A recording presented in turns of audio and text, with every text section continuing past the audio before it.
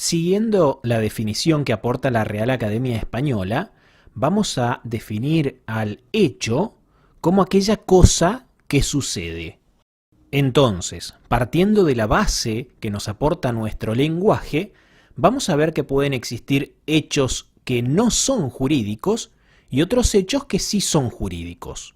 Cuando hablamos del hecho no jurídico, hablamos de la cosa que sucede y que no tiene consecuencias jurídicas.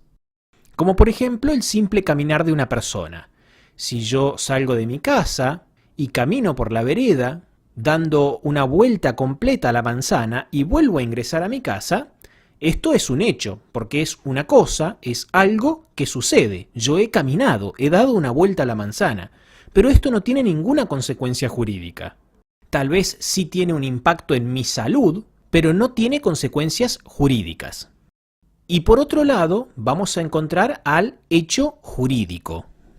Y el hecho jurídico es el acontecimiento que, conforme al ordenamiento jurídico, produce el nacimiento, modificación o extinción de relaciones o situaciones jurídicas. Por ejemplo, la muerte de una persona.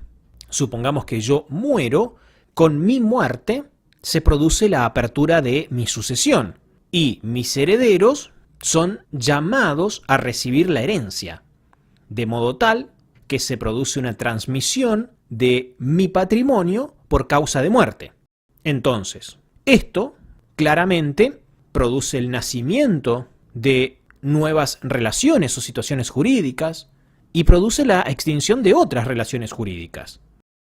Entonces, como pueden apreciar, esto que acabamos de ver es una especie de teoría general sobre los hechos y estudiamos hechos no jurídicos y hechos jurídicos. Esto era analizado de la misma manera en Roma hace cientos de años. Ahora bien, los romanos llamaban hechos simples a los hechos no jurídicos, es decir, aquellos acontecimientos que no tenían consecuencias jurídicas.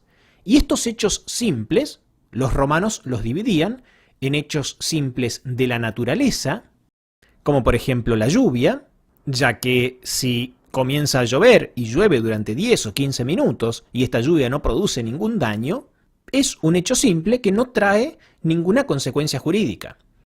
Y también distinguían a los hechos simples del hombre, como el ejemplo que dábamos recién. Si un ciudadano romano salía a caminar por Roma, este simple caminar no producía ninguna consecuencia jurídica. Y por otro lado, los romanos distinguían a los hechos jurídicos, que, como lo decíamos recién, es aquel hecho que produce el nacimiento, modificación o extinción de relaciones o situaciones jurídicas. Y también los dividían en hechos de la naturaleza, como por ejemplo se daba en el caso de abulsión, que básicamente consiste en el acrecentamiento de un inmueble por la fuerza súbita de las aguas que produce una adherencia natural.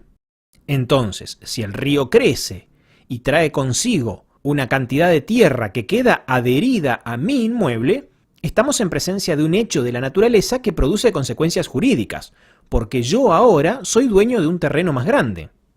Y también los romanos hablaban de los hechos jurídicos del hombre. Y a estos los dividían en involuntarios, que son aquellos que no dependen de la voluntad del hombre, como por ejemplo el nacimiento de una persona. Cuando una persona nace, se está produciendo un hecho jurídico del hombre, pero es involuntario, porque esta persona que nace no tiene voluntad de nacer, simplemente nace. Pero con su nacimiento se generan relaciones de familia y también relaciones patrimoniales. Y por otro lado encontramos a los hechos jurídicos del hombre voluntarios. Estos hechos humanos voluntarios son llamados actos jurídicos. Y dentro de estos actos jurídicos se distinguen dos grandes categorías. Por una parte encontramos a los actos jurídicos ilícitos, que son aquellos que tienen un fin prohibido por el ordenamiento jurídico, que reacciona tratando de restaurar el orden. Por ejemplo, un hurto. Si un ciudadano romano le hurta un burro a otro ciudadano romano, se está desarrollando un acto jurídico ilícito. Y, por otro lado, encontramos a los actos jurídicos lícitos, que son aquellos que se realizan dentro de la ley, como por ejemplo una compraventa. Si un ciudadano romano le compra un burro a otro, estamos en presencia de un acto jurídico lícito. Estos actos jurídicos lícitos son los que la doctrina europea generalmente denomina negocio jurídico. Entonces, como pueden apreciar, tenemos una relación de género-especie cuando hablamos de hechos y de actos jurídicos, ya que todos los actos jurídicos son hechos jurídicos, porque el hecho jurídico es el género y el acto jurídico es la especie. Ahora bien, no todos los hechos jurídicos son actos jurídicos, porque el simple caminar de un hombre o la lluvia que cae no constituyen actos jurídicos.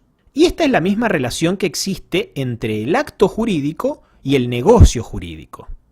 Todos los negocios jurídicos son actos jurídicos, pero no todos los actos jurídicos son negocios jurídicos,